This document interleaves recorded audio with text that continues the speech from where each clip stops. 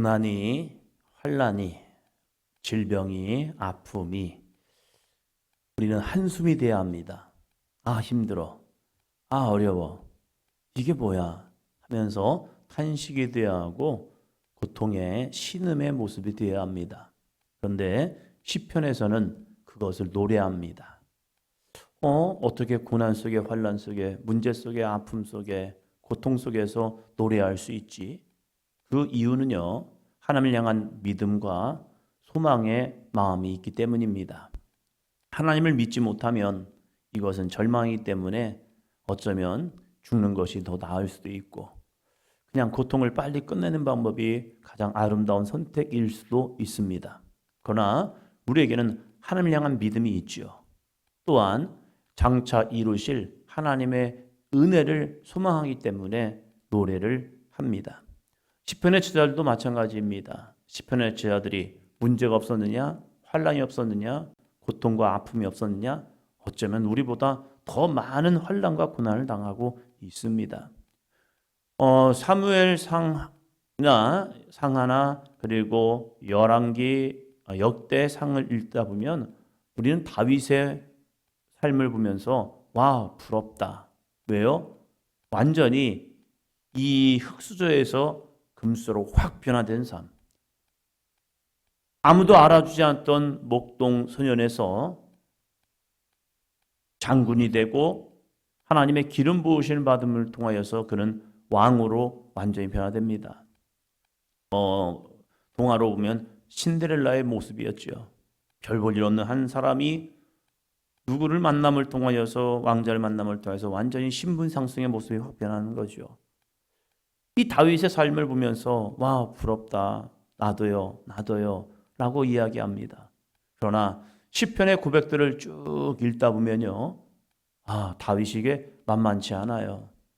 하나님 앞에서 자신의 마음을, 자신의 상황을 하나님 앞에 기도하면서 지었던 시편의 고백들을 보면 찬양의 모습도 있지만 그 찬양의 뒷면에는 다윗의 처절한 아픔과 고통, 말할 수 없는 정말 환난을 만났을 때 외치는 그의 탄식이 있습니다. 그런데 이 다윗은 그 탄식이 중요한 것이 아니라 나를 구원하신 하나님 향한 온전한 믿음, 그리고 구원으로 끝나는 것이 아니라 장차 이루실 하나님의 역사를 기대하면서 소망의 노래를 하고 있다는 사실입니다.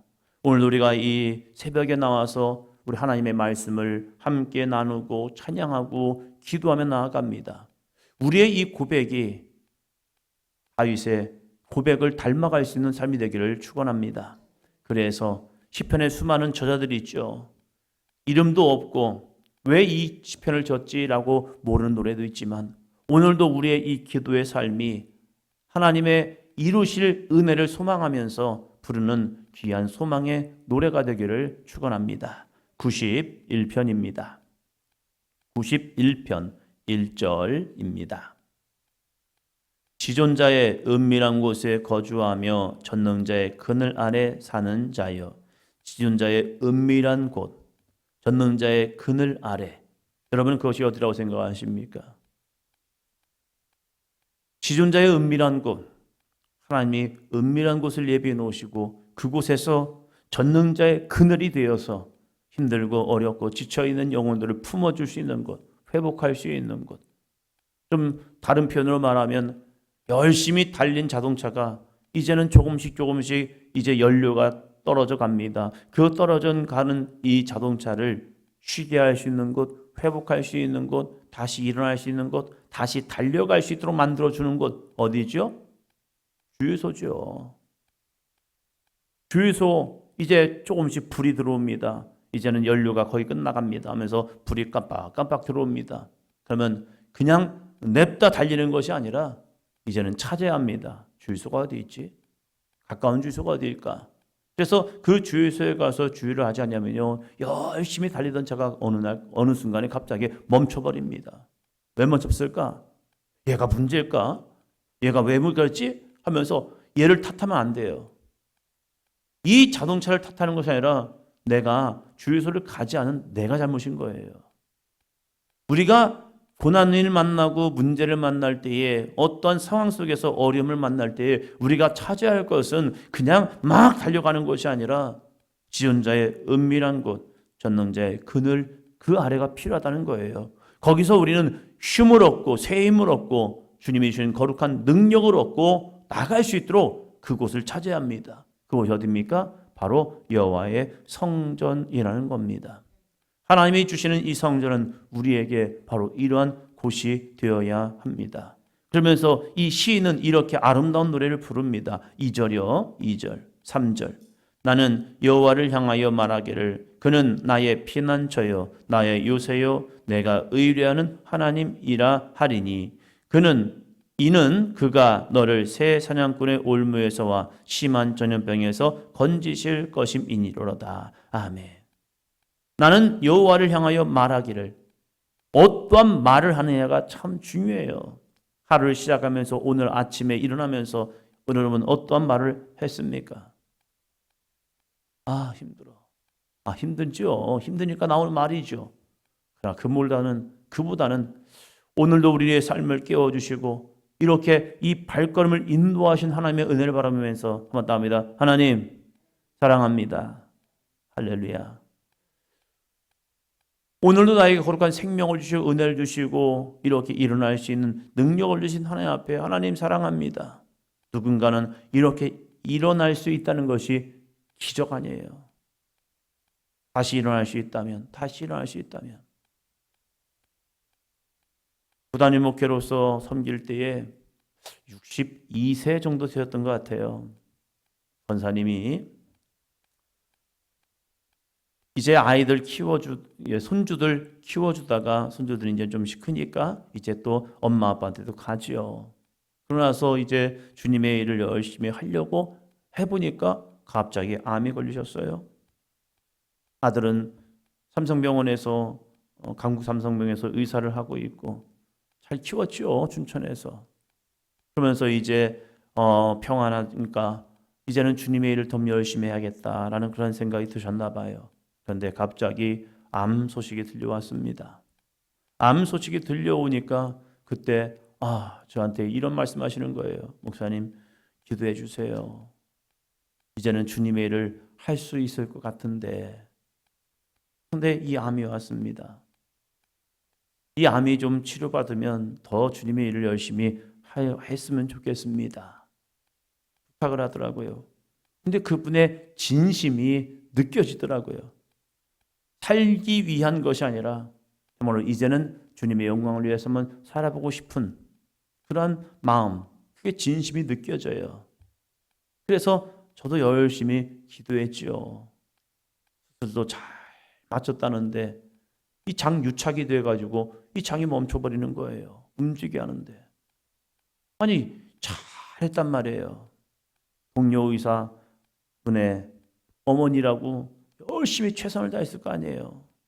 그런데 장 유착이 되는 순간 이것이 움직이지 않아 버리니까 다시 또 수술을 하고 다시 수술하는데 이게 차도가 별로 없는 거예요. 희한하게. 그러면서 조금 후에 이제 투병을 하시다가 돌아가셨습니다. 우리 모습을 보면서 뭘까? 우리가 믿음으로 고백하며 선포하며 나아갑니다. 주님, 제게 이러한 환경이 주어지면 이러한 여건이 주어지면 주님 열심히 해볼게요 라고 고백은 하지만 우리에게 주어진 시간이 내가 모르는 시간들이 있다는 사실이에요. 그 시간 속에서 나는 어떻게 주님을 고백하고 나아갈 것인가? 내게는 문제는 있지만 그 문제 속에서 나는 어떤 소망을 바라보며 선포할 것인가? 마지막 그 죽음을 바라보면서 그렇구나. 우리의 인생이 주어지는 한계가 있고 그러나 그것 속에서 실망하거나 낙심하지는 않으시더라고요. 그게 감사하더라고요. 그의 진심이 하나님 앞에 토로했을 때에 하나님의 그 진심을 받아서 고쳐주는 것도 정말로 은혜이죠. 그런데 그렇지 아니함에도 불구하고 믿음을 붙들고 나아가시는 그분의 모습을 보면서 참 그렇구나. 우리가 고난을 만난다는 것, 환난을 만난다는 것이 그 속에서 하나님의 구원을 내가 원하는 구원은 이루어지지 못할지라도 그 속에서 하나님의 은혜, 하나님의 영광, 그리고 오늘도 나에게 허락하신 삶 속에서 그 길을 가는 모습을 보면서 그렇지. 믿음이란 게 내가 원하는 것을 성취했기 때문에 감사하는 것이 아니라 오늘도 나의 기도 가운데 그 기도를 들으시고 나보다 더 선한 길로 인도하시는 하나님을 신뢰하며 가는 것, 이것이 진짜 믿음이라는 사실이에요. 그래서 이 시편의 지도도 이렇게 고백을 합니다. 나는 여호와를 향하여 말하기를 그는 나의 피난처요 나의 요새요 내가 의뢰하는 하나님이시라 하리니 이는 그가 너를 새 사냥꾼의 올무에서와 심한 전염병에서 건지실 것임이라. 하나님은 새 사냥꾼의 올무에서와 심한 전염병에서 나를 건질 것입니다 라고 소망을 노래합니다. 그럼에도 불구하고 여전히 자기에게는 문제가 있다는 사실이에요. 그러면 거기서 멈출 거냐? 내가 하나님 앞에 진짜 간구하고 온 마음을 다하여서 부르짖어 기도했는데 응답되지 않아요. 그럼 끝났나? 그리고 거기서 멈춰설 것이냐? 아니죠. 더 큰 소망과 더 큰 은혜를 바라보는 거죠. 그렇게 기도했는데 그에게 주어진 삶은 뭔지 아십니까? 5절, 6절입니다. 너는 밤에 찾아오는 공포와 낮에 날아드는 화살과 어두울 때 퍼지는 전염병과 밝을 때 닥쳐오는 재앙을 두려워하지 아니하리로다. 그에게는 여전히 이 신실한 믿음의 사람이 그렇게 기도하고 그렇게 하나님을 의지하고 나아가는데 밤에 찾아오는 공포가 있고요, 낮에 날아오는 화살이 있습니다. 어두울 때에 퍼지는 전염병, 밝을 때 닥쳐오는 재앙을 있음에도 불구하고 놀라운 사실은요, 그 다음에 고백이 참 중요하죠. 뭐죠? 두려워하지 아니하리로다. 두렵지 않다는 거예요. 아니, 어떻게 두렵지 않습니까? 두려움이 오지요.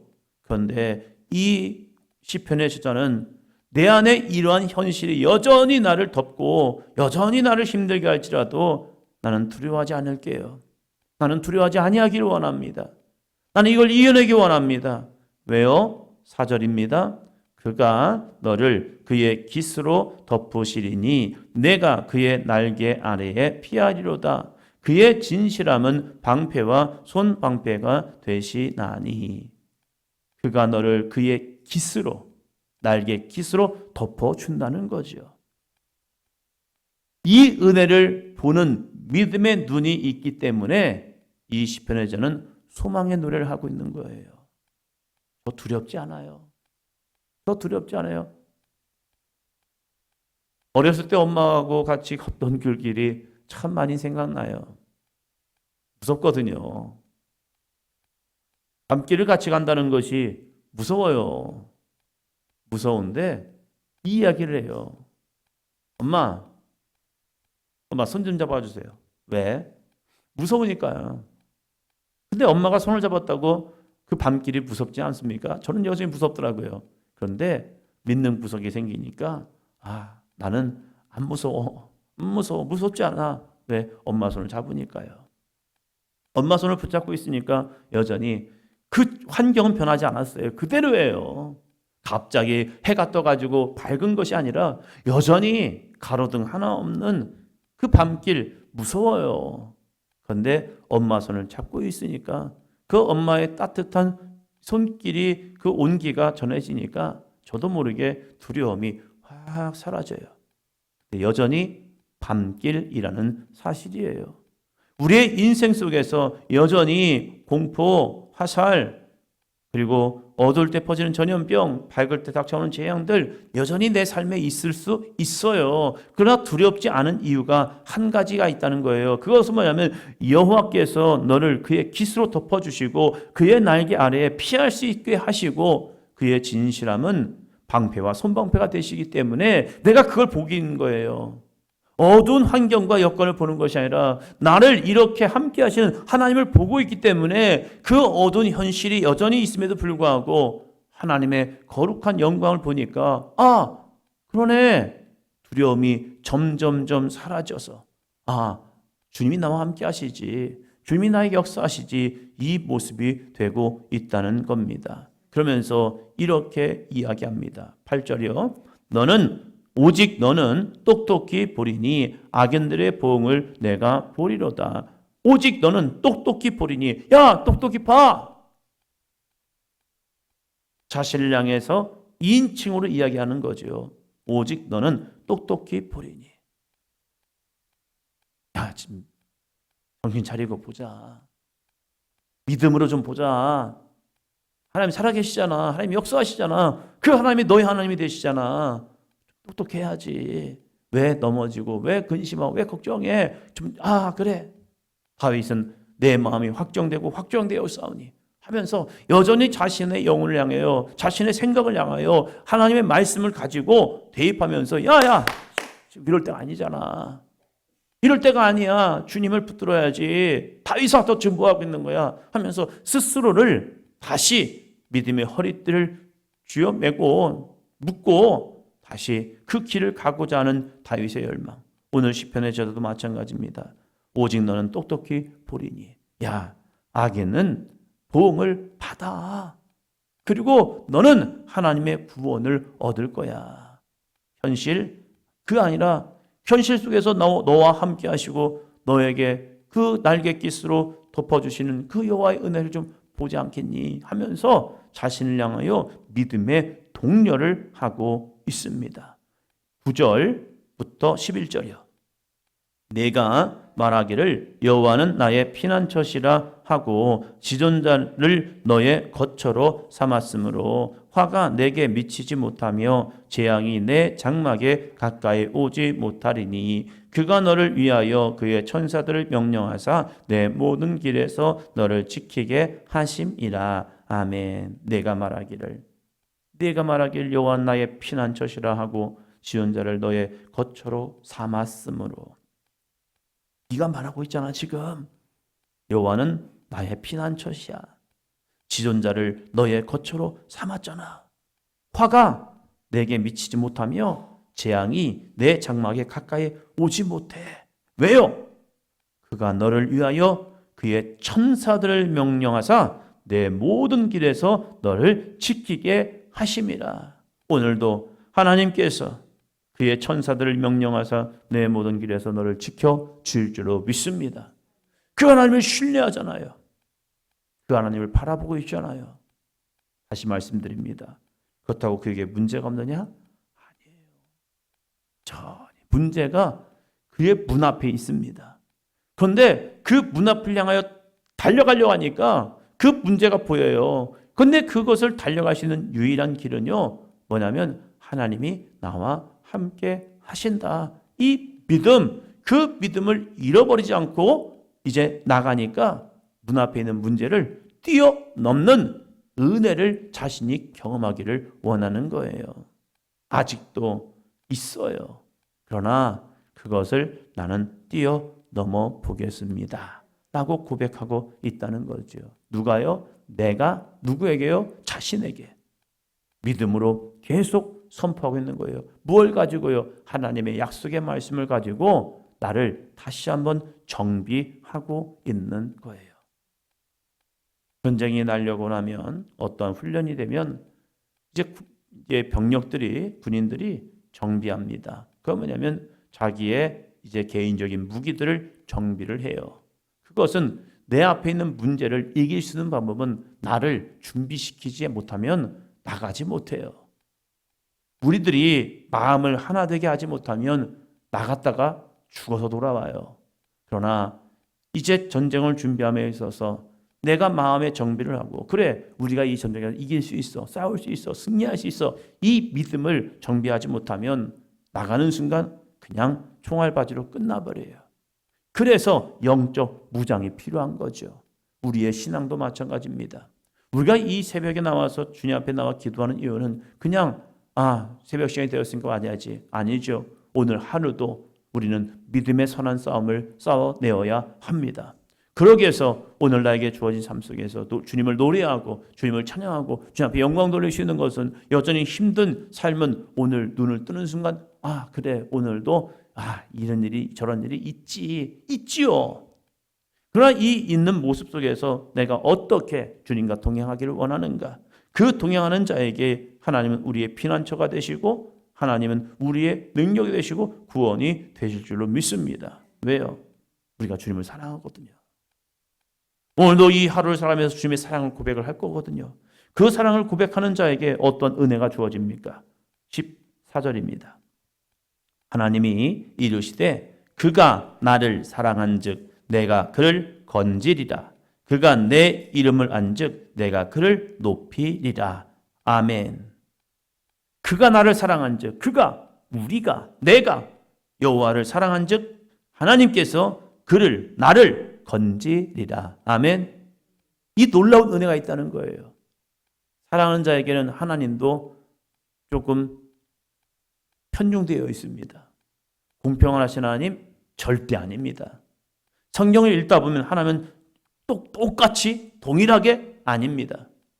하나님을 사랑하는 자를 하나님이 사랑하시고요. 하나님을 신뢰하지 않는 자를 하나님은 미워하십니다. 하나님을 진심으로 예배하는 자에게 은혜와 긍휼을 주시고요. 하나님을 예배하지 않는 자는 하나님이 쳐내십니다. 이게 놀라운 하나님의 방법이라는 거예요. 왜 하나님은 저를 구원할까? 그가 나를 사랑하기 때문입니다. 왜 하나님 나를 사랑하십니까? 네가 나를 사랑하잖아. 왜 하나님 나에게 이런 은혜를 주십니까? 네가 나를 사랑하잖아. 네가 나를 사랑하잖아. 이게 하나님의 은혜라는 사실이죠. 그리고 그가 내 이름을 안즉, 무엇입니까? 하나님의 이름을 안다는 게 뭐예요? 하나님과 친밀한 관계, 하나님을 알아가는 관계, 하나님과 가까운 관계. 그래서 하나님이 그를 높여 주십니다. 오늘도 하나님을 사랑 가지고 이 시간 온 여러분을 하나님이 반드시 건지십니다. 하나님의 이름을 알고 하나님의 이름을 통하여 기도하는 우리의 삶 속에서 하나님이 우리를 높여 주십니다. 마지막 16절이요. 내가 그를 장수하게 함으로 그를 만족하게 하며 나의 구원을 그에게 보이리라 하시니도다. 아멘. 나의 구원을 그에게 보이리라 하시도다. 하나님의 구원을 보여주겠다는 거죠. 내가 너를 이렇게 구원할 거야.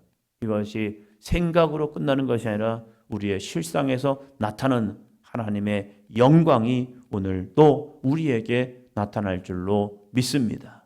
기도합니다.